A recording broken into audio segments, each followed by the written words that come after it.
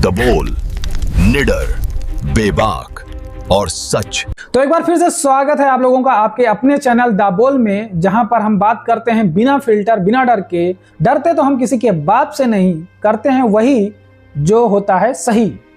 तो आज के मुद्दे पे हम 2-3 टॉपिक पे बात करने वाले हैं और वो कहीं ना कहीं उत्तर प्रदेश से रिलेटेड है। जैसे कि पहला टॉपिक जो कि खत्म होने का नाम नहीं ले रहा है, तथाकथित शंकराचार्य अभिमुक्तेश्वरानंद जी के बारे में। दूसरा हमारे मोहन भागवत जी के बारे में, जो कि अभी फिलहाल उत्तर प्रदेश के दौरे पे हैं। और तीसरा उत्तर प्रदेश के दोनों डिप्टी सीएम केशव प्रसाद मौर्य और ब्रजेश पाठक के बारे में। तो आते हैं, शुरुआत करते हैं अभिमुक्तेश्वरानंद, जो कि एक तथाकथित शंकराचार्य है।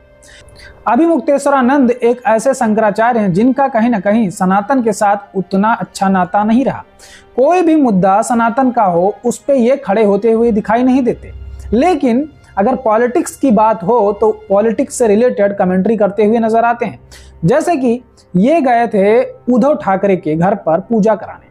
अब अगर आपको पूजा करने के लिए बुलाया गया था तो आपको पूजा ही करना चाहिए था, लेकिन नहीं, ये अपनी हरकतों से बाज नहीं आते हैं, पब्लिक कमेंट्री करते रहते हैं।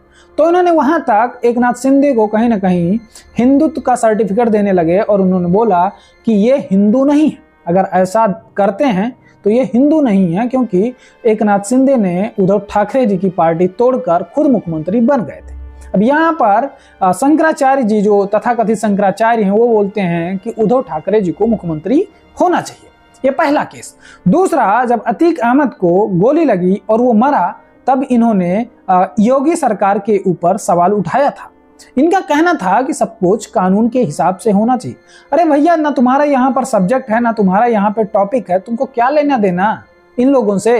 अगर वो अपराधी था, या गोली से मरे या कानून के अकॉर्डिंग मरे, तुम संविधान रचयिता नहीं हो, तो तुम्हारा जितना काम है उतना तुम करो। और तीसरा, 370 जब स्थगित हुआ था, इस पर भी ये कमेंट्री करते हुए नजर आए। चौथा, जब राम मंदिर बना था तो ये राम मंदिर का भी विरोध करते हुए नजर आए। लेकिन जैसे जैसे उत्तर प्रदेश का चुनाव नजदीक आता जा रहा है, वैसे वैसे ये हमारे तथाकथित शंकराचार्य अभिमुक्तेश्वरानंद जी, जो कि एक नेता वाले शंकराचार्य हैं, एक्टिव होते नजर आए। इनकी पास्ट हिस्ट्री के बारे में बता दूं तो अखिलेश यादव की सरकार में बनारस में इनके ऊपर लाठीचार्ज हुआ था। ये भाई साहब अभी सब कुछ भूल चुके हैं और कहीं ना कहीं योगी सरकार को टारगेट कर रहे हैं और अखिलेश यादव जी को गले लगा रहे हैं, क्योंकि अखिलेश यादव जी ने उनको मारने के बाद दंडवत प्रणाम करके उनसे माफी मांग ली थी। इसलिए अभी अखिलेश यादव जी को वो गले लगा रहे हैं और योगी आदित्यनाथ जी को टारगेट करते हुए नजर आ रहे हैं, क्योंकि योगी आदित्यनाथ जी की जो पुलिस थी वो इनके ऊपर लाठीचार्ज न कर कहीं ना कहीं इनके बटुकों के साथ बदतमीजी किया है। उस पर ये योगी आदित्यनाथ जी को टारगेट करते हुए नजर आ रहे हैं। लेकिन जब अखिलेश यादव जी ने इनके खुद के ऊपर लाठीचार्ज करवाया था, वो ये भूल चुके हैं। अभिमुक्तेश्वरानंद जी बीच बीच में कहीं ना कहीं योगी आदित्यनाथ जी को उकसाते हुए और चुनौती देते हुए नजर आते हैं। जिस तरह से उन्होंने योगी आदित्यनाथ जी को 40 दिन का अल्टीमेटम दिया था। उनका कहना यह था कि उत्तर प्रदेश में जो मांस निर्यात होता है वो पूरे देश का 40% मांस उत्तर प्रदेश से निर्यात होता है, और उनमें से भैंस का मांस बदाकर हम लोग गौ मांस का निर्यात करते हैं। ये कहीं ना कहीं योगी आदित्यनाथ जी को टारगेट नहीं कर रहे हैं। इन्होंने बताने की कोशिश की है कि जो उत्तर प्रदेश की जनता है वो कहीं ना कहीं गौ मांस का निर्यात करती है, लेकिन इनके पास ना तो कोई तथ्य होता है ना कोई फैक्ट। ये खाली इल्जाम लगा देते हैं और इनको ये पता नहीं होता है कि ये क्या इल्जाम लगा रहे हैं और किसके ऊपर लगा रहे हैं। पूरे के पूरे उत्तर प्रदेश की जनता के ऊपर इल्जाम लगा रहे हैं। और दूसरा, ये बोलते हैं कि उत्तर प्रदेश में गाय को गौ माता का दर्जा नहीं दिया जाता। भाई साहब, अगर इतने उतावले हो गाय को गौ माता का दर्जा दिलाने के लिए, तो कांग्रेस की इतने साल तक सरकार थी, आपने क्या किया? जब अखिलेश यादव की सरकार थी तब आपने क्या किया? और अगर आपको इतना ही खुजली है ये करने की, तो आप क्यों नहीं बंगाल से शुरुआत करते हो? बंगाल से शुरुआत नहीं करोगे क्योंकि आपको वोट पॉलिटिक्स करना है, बीजेपी को हराना है, योगी आदित्यनाथ जी का विरोध करना है और अखिलेश यादव और राहुल गांधी जी को फायदा पहुंचाना है। इसलिए आप ये हरकतें करते हुए पाए जाते हो। इसके पहले कहीं भी आपका किसी भी धार्मिक कार्य को लेकर नाम नहीं आया था। आपका जब जब नाम आता है कहीं ना कहीं किसी विवाद को लेकर नाम आता है, चाहे वो पॉलिटिक्स से हो या किसी राम मंदिर जैसे कार्यक्रम का विरोध करना। अब आते हैं योगी आदित्यनाथ जी के दो डिप्टी सीएम हैं उत्तर प्रदेश में, जो कहीं ना कहीं अपने ही मुख्यमंत्री के उलट बयानबाजी करते हुए नजर आते हैं। जब अभी मुक्तेश्वरानंद जी के ऊपर पुलिस ने एक्शन लिया था, तब मीडिया ने केशव प्रसाद मौर्य से पूछा था, तो केशव प्रसाद मौर्य जी कहीं ना कहीं योगी आदित्यनाथ जी के विरोध में बात करते हुए नजर आए। उन्होंने बोला कि जिन्होंने भी शंकराचार्य के साथ ये किया है उनके खिलाफ सख्त कार्रवाई होगी और भगवान शंकराचार्य के चरणों में मेरा प्रणाम, सब कुछ भूलकर आगे बढ़ें। और दूसरे डिप्टी सीएम जो कि तथाकथित ब्राह्मण के नेता माने जाते हैं, ब्रजेश पाठक, लेकिन कोई भी ब्राह्मण इनको अपना नेता मानने को तैयार नहीं है, लेकिन ये खुद में ही ब्राह्मण के नेता माने जाते हैं और बीजेपी इनको पता नहीं कैसे ब्राह्मणों का नेता मानती है। इनके भी सुर 1 महीने बाद अभी जाके फूटे हैं।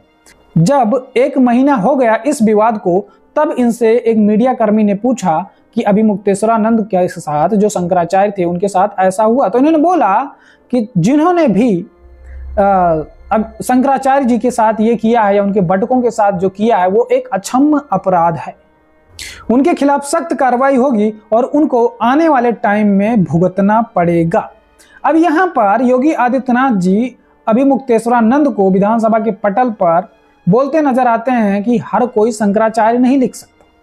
शंकराचार्य की एक रिस्पॉन्सिबिलिटी होती है, एक दायित्व होता है समाज को आगे लेकर चलना और आगे बढ़ाना। लेकिन यहाँ पर ये जो शंकराचार्य हैं कहीं ना कहीं खुद आगे बढ़ना चाहते हैं, उनको समाज से कोई लेना देना नहीं है।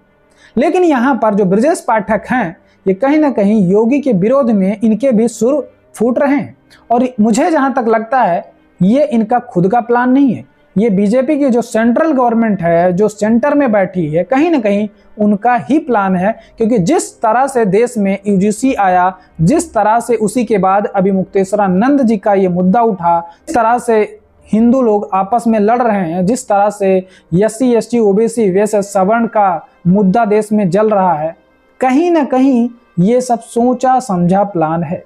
क्योंकि अगर यूजीसी जब आया था उस कमेटी में बीजेपी के भी नेता हैं, कांग्रेस के भी नेता हैं, समाजवादी पार्टी के भी नेता हैं, टीएमसी के भी नेता हैं, डीएमके के भी नेता हैं, सारी पार्टियों के नेता हैं। और अब जब यूजीसी का गैजेट आया तो सबको ऐसा लगा अरे ऐसे कैसे हो गया, जैसे ये लोग रिएक्ट कर रहे हैं ऐसा लग रहा है कि ये लोग उस कमेटी में थे ही नहीं, या ये लोग उस कमेटी में खाली तफरी करने के लिए बैठे थे। इनको चेक करने का कोई टाइम नहीं था और ना इनका कोई भी इच्छा थी वो गैजेट चेक करने के। इन्होंने जानबूझकर सारी चीजें की हैं। योगी आदित्यनाथ जी को टारगेट कर रहे हैं, योगी आदित्यनाथ जी को कहीं ना कहीं उत्तर प्रदेश से हटाना चाहते हैं। तरह से सवर्णों के खिलाफ नारेबाजी होती है, ब्राह्मणों के खिलाफ गाली गलौज होती है, मनुवाद के खिलाफ गाली गलौज होती है, हिंदू के खिलाफ गाली गलौज होती है, वो हमारे नरेंद्र मोदी जी को नहीं दिखता है।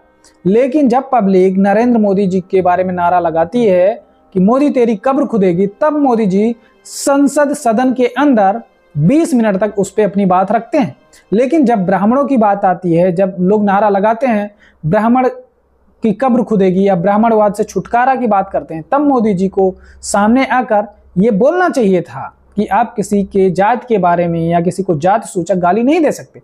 लेकिन मोदी जी को खाली अपनी फिक्र है और वो अपनी परवाह करते हुए सदन के अंदर 20 मिनट तक अपनी कब्र खुदेगी के मुद्दे पर बात करते हुए नजर आए। अभी 1 महीने बाद हमारे मोहन भागवत जी के भी सुर इस पर फूटे हैं और इन्होंने भी यूजीसी पे अपने बयान दिए हैं। उनका कहना यह है कि कानून का पालन सभी को करना चाहिए, अगर कानून गलत है तो वो संवैधानिक तरीके से बदला जा सकता है।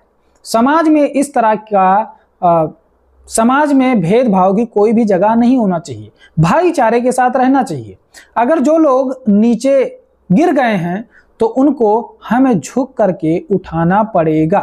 मतलब यहाँ मोहन भागवत जी भी कहीं ना कहीं बीजेपी पार्टी वाली लाइन बोलते हुए नजर आ रहे हैं। जिस तरह से बीजेपी पार्टी यूजीसी लेकर आई और एससी एसटी ओबीसी को सारे अधिकार दे दिए, वहीं सवर्ण को इग्नोर कर दिया, उसी तरह से कहीं ना कहीं हमारे आरएसएस प्रमुख मोहन भागवत भी उसी लाइन पर चलते हुए नजर आ रहे हैं। उनका कहना है कि जो लोग नीचे गिर चुके हैं उनको हमें झुककर उठाना पड़ेगा, मतलब उनको उठाने के लिए अब हमको गिरना पड़ेगा। इसीलिए बीजेपी ने हम लोगों को इग्नोर मारा है यूजीसी में। भाई साहब, इन लोगों की सबकी मिली भगत है, ये जानबूझकर किया गया था सवर्णों के साथ। उनको लगा था कि कोई भी सवर्ण अपनी आवाज नहीं उठाएगा, लेकिन अब सवर्णों ने अपनी आवाज उठाई और सुप्रीम कोर्ट ने उस पर स्टे लगा दिया है और कहीं ना कहीं इनका एक पंथ दो काज हो गया। जिस तरह से उत्तर प्रदेश में चुनाव होने वाला था, 10-12 महीने बचे हैं, अब इन्होंने उत्तर प्रदेश को ऐसा डिस्टर्ब कर दिया है कि कहीं ना कहीं अब योगी आदित्यनाथ जी के लिए भी खतरे की घंटी बजती नजर आ रही है। जिस तरह से सवर्ण लोग अब बीजेपी का विरोध करते हुए नजर आ रहे हैं और जिस तरह से SC ST OBC भी बीजेपी को तो वोट देती ही नहीं और ना देगी।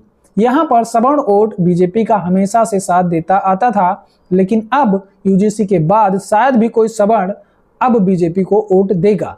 कहीं ना कहीं ये जाना बूझा प्लान है योगी आदित्यनाथ जी को टारगेट करने के लिए। आपको क्या लगता है कमेंट बॉक्स में जरूर बताइएगा। आज के वीडियो में बस इतना ही, मिलते हैं किसी और वीडियो में, तब तक के लिए धन्यवाद। जय हिंद।